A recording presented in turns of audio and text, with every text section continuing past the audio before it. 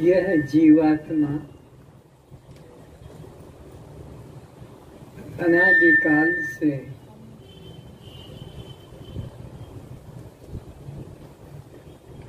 जब जब ये गर्भ में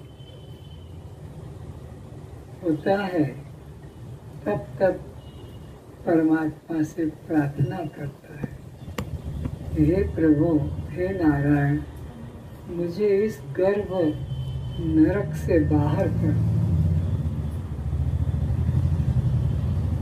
मैं और इस जीवन को इन झूठे रिश्तेदारों के लिए नष्ट नहीं करूं।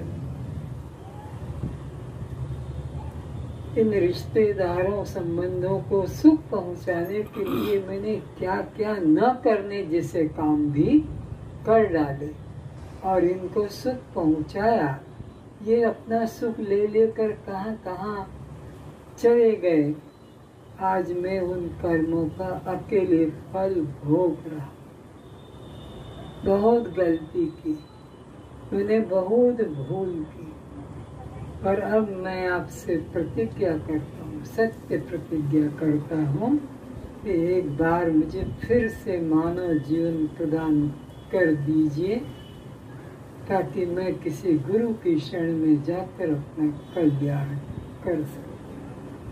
क्योंकि बिना गुरु की शरण में गए कल्याण का कोई मार्ग कहीं किसी शास्त्र में बताया ही नहीं, और आज तक किसी का कल्याण अपने आप हुआ भी नहीं। तो यह जीवन जो भी लेकर बैठे हैं,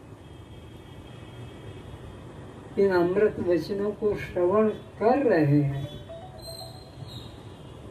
थोड़ा अंदर उतरे, इस बात का विचार करें कि हमने आज तक क्या भूल की, क्या भूल करते हुए चले आ रहे थे और क्या भूल फिर भी कर रहे हैं। वही भूल जिसका फल हम कष्ट में भोगा, अतिशय कष्ट भोगा, फिर भी वही कर्म में रुचि आ सकती। तो जब तक आप जागेंगे नहीं, आपका कल्याण कोई गुरु की, कोई भगवान भी नहीं कर पाए। आपको अपने अंदर जगने की तड़प होनी चाहिए, प्यास होनी चाहिए कि और मैं इस गर्भ में नहीं फंसना चाहता। जो गया समय वो तो लौट कर आएगा नहीं, पश्चाताप करने, पर हम अपने वर्तमान जीवन को सुधार सकते। इतनी स्वतंत्रता अभी हमारे हाथ में है।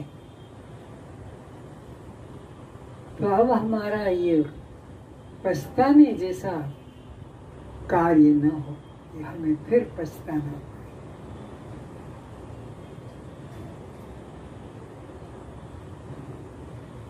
कितने अवतार आकर चले गए,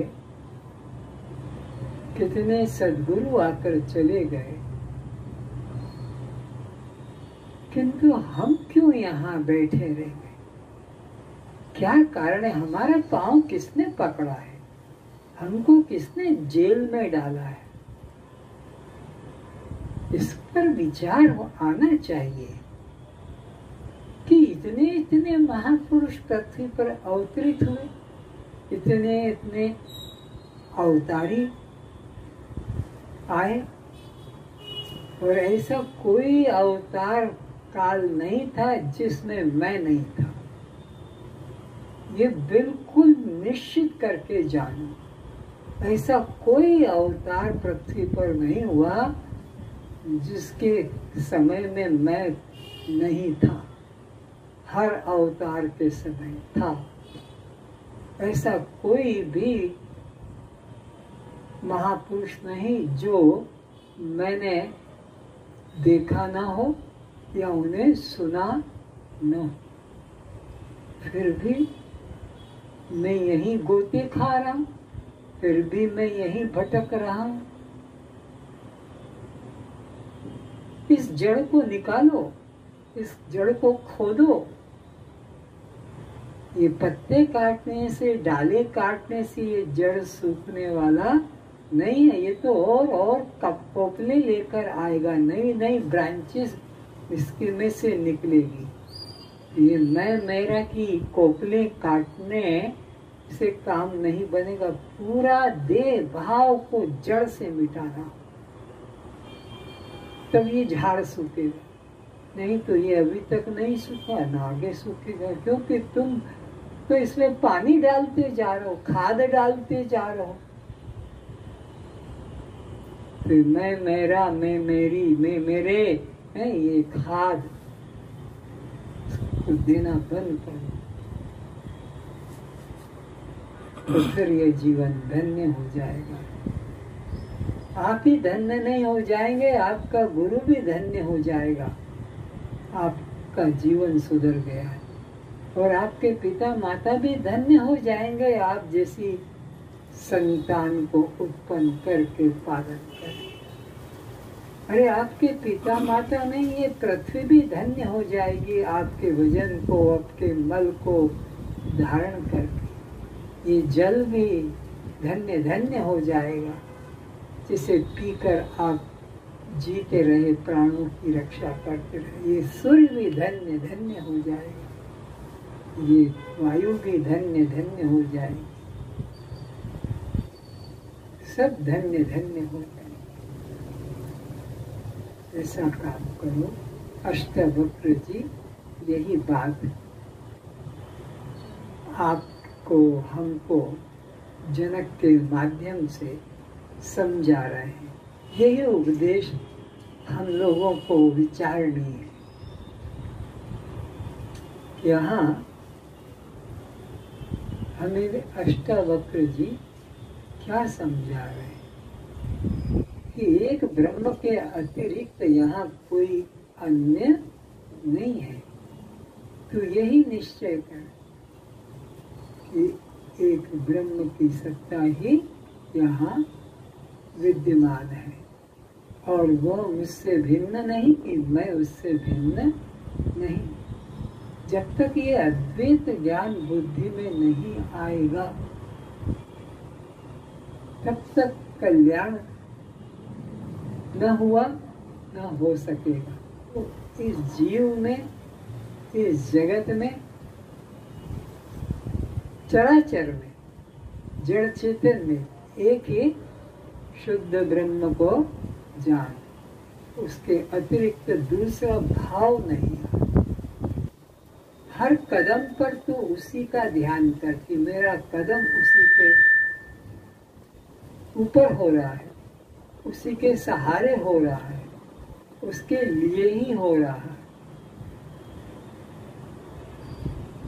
हर चीज को देखे तो उसी को देख, चाहे ये पत्र हो कि ये पुष्प हो कि यह हरियाली हो कि ये जो कोई भी पशु पक्षी दिखाई पड़े, जो भी तेरे स्पर्श में आती है, तेरी दृष्टि में जो भी आता है, गोचर जहाँ तक भी तेरे मन की वृत्ति जाती है, जिसमें जाती है, या तेरी इंद्रियां जिन जिन में जाती है, एक ब्रह्म के अलावा दूसरा यहाँ कुछ भी नहीं है। एक मेवा अद्वितीयम ब्रह्म नेह नानास्ति किंचन। क्या होगा इन महावाक्यों का अगर विचार नहीं करेंगे? तो ये किसके लिए लिखे हैं? ये किसको उपदेश कर रहे हैं? एक मेवा अद्वितीयम ब्रह्म नेह नानास्ति किंचन। ये कोई पशु पक्षियों के लिए नहीं कहा, स्थावरों के लिए, लता वृक्ष के लिए नहीं कहा, इसी चैतन्य मनुष्य के लिए कहा है।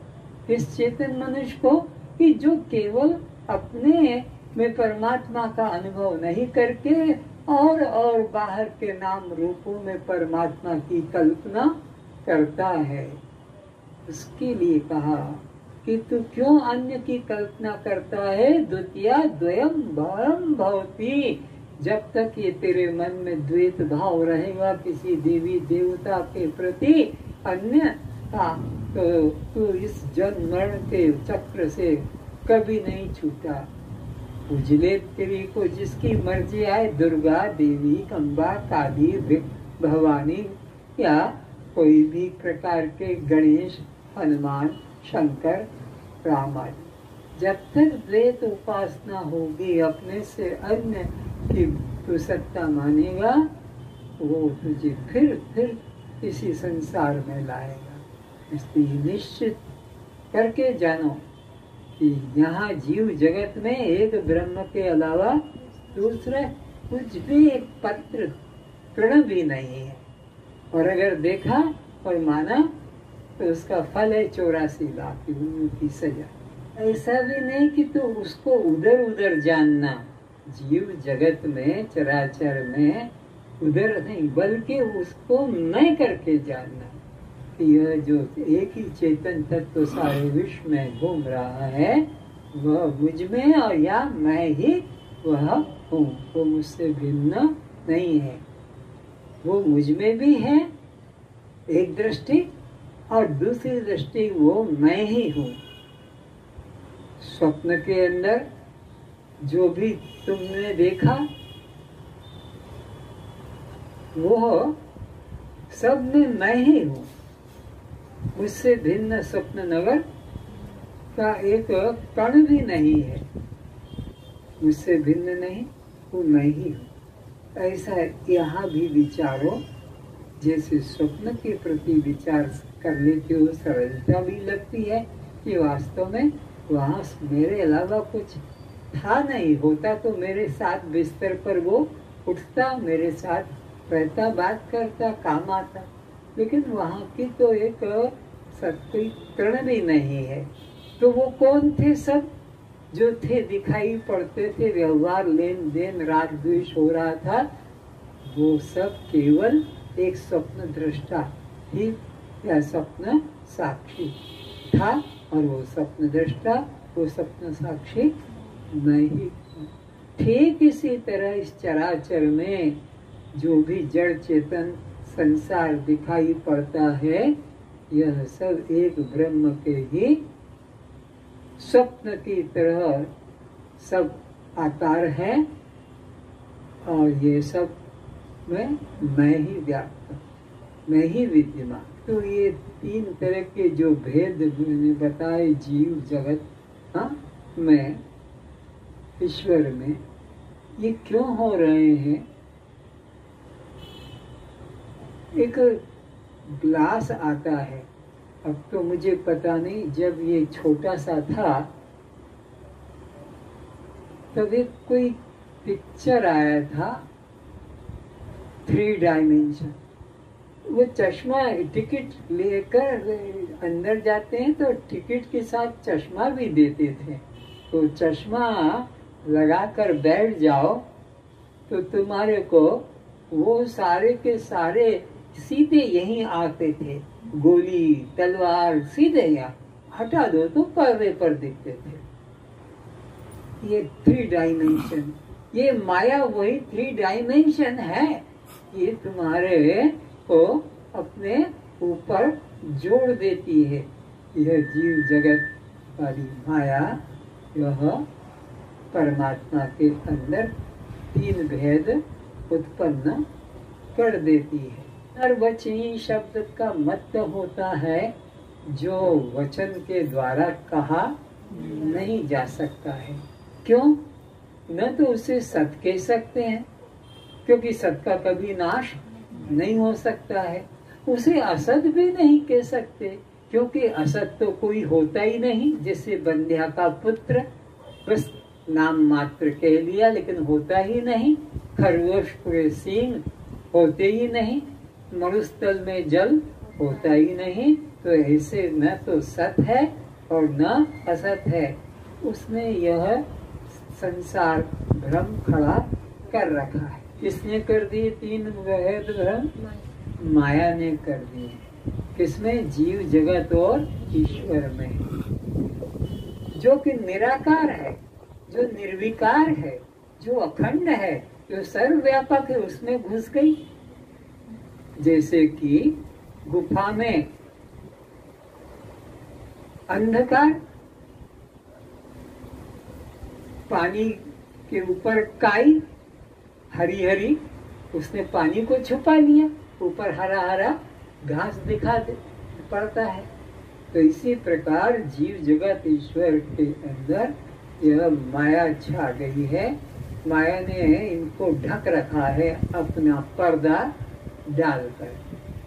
और भगवान खुद कहते हैं, नाम प्रकाश सर्वस्व योग माया समावत। ये योग माया के पर्दे के पीछे ही मैं छुपा हूँ, मेरे आगे योग माया। तो सब योग माया के ही चक्कर में पड़े रहते हैं। नाम रूप ये सब योग माया है। और अस्ति भांति प्रिय जो साथ आधार तत्व है, अधिष्ठान तत्व है, उधर किसी की दृष्टि नहीं जाती।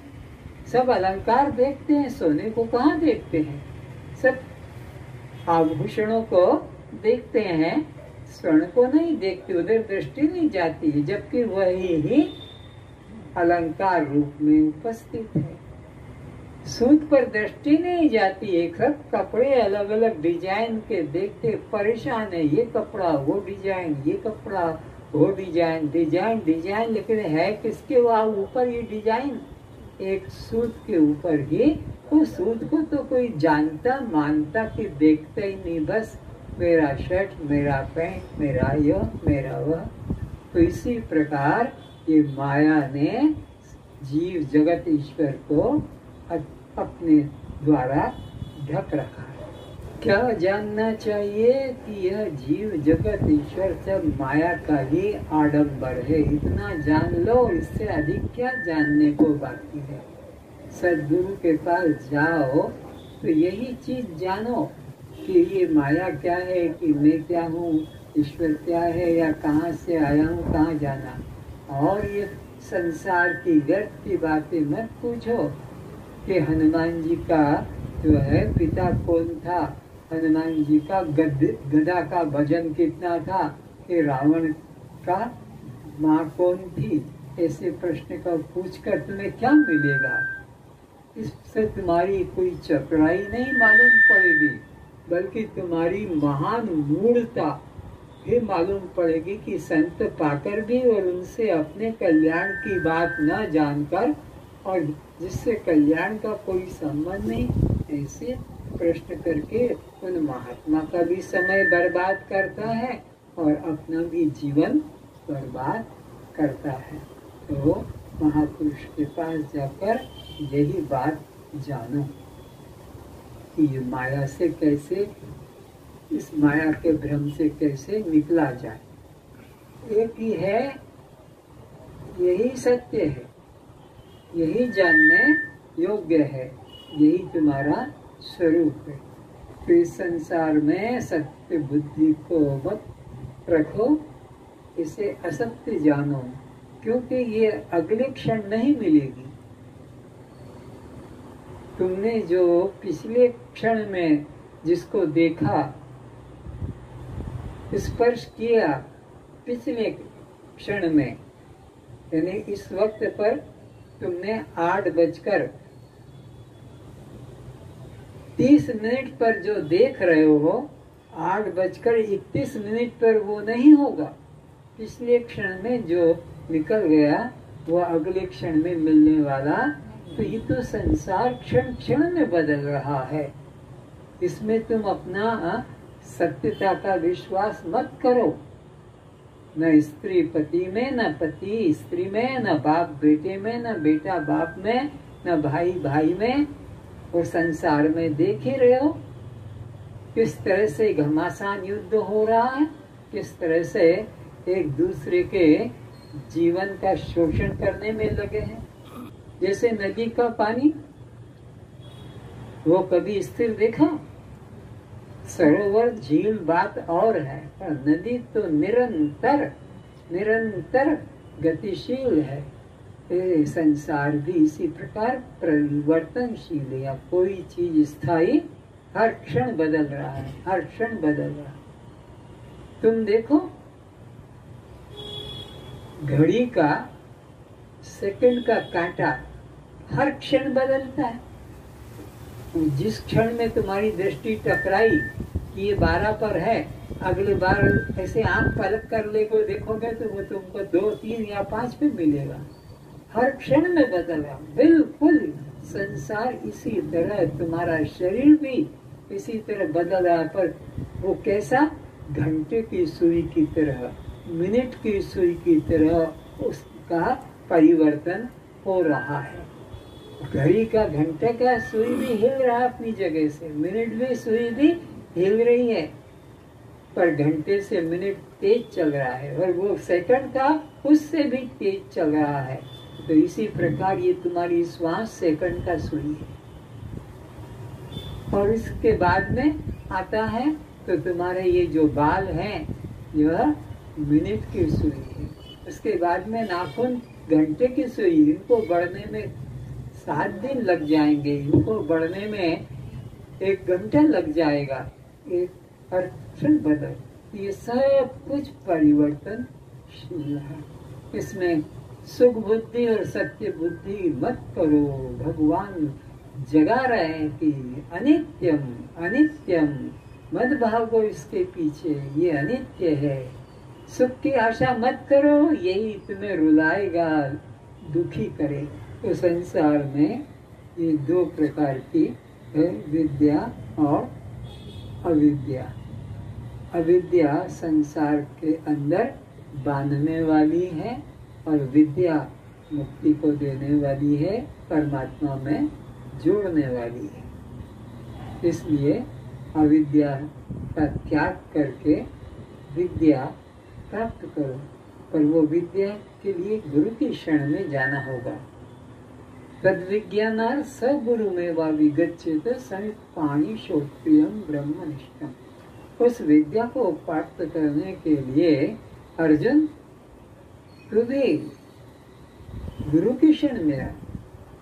तद विद्ये प्रणिप्रातेन परिपृष्टेन सेव्या उपदीक्षन्ति ज्ञानम ज्ञानिनस्त तत्वदर्शिनः। कोई श्रोत्रिय ब्रह्मनिष्ठ गुरु की शरण में जा, वो तुझे जो सेवा देखकर, तेरी पात्रता देखकर तुझे उपदेश करेंगे, उसको तू वैसा ही पालन कर तो तेरा कल्याण होगा। तो अविद्या क्या है? अनित्य में नित्य बुद्धि करा रही है। अनित्य है ये संसार, इसमें धन खेती बाड़ी जो भी तुम्हारा प्रॉपर्टी, नित्य बुद्धि। दूसरे दुख में सुख बुद्धि, ये संतान की उत्पत्ति करना, ये घर गृहस्थ में रहना, ये सब दुख का ही देने वाला है। अनित्य में नित्य बुद्धि, दुख में सुख बुद्धि, और इसी प्रकार यह विनाशी में अविनाशी होने की बुद्धि, ये अविद्या कहलाती है, ये अज्ञान कहलाता है। तो इससे हटो और जो एक रस सदा रहता है, जो आनंद रूप है, निर्विकार है, वह ब्रह्म, वो आत्मा, वो चैतन्य तुम हो, उसमें निष्ठा करो। मालूम हो गया कि बंध्या पुत्र होता ही नहीं, तो फिर उसकी उम्र कितनी है, कौन जात है, उसके बाप कौन है, ये पूछना तो पागलपन है। तो ये बंध्या के पुत्र की तरह ही माया को जानो, इसका मन में विचार मत करो, बल्कि जो मायाधीश है, माया का जो स्वामी है, प्रेरक है, उस परमात्मा का ध्यान करो।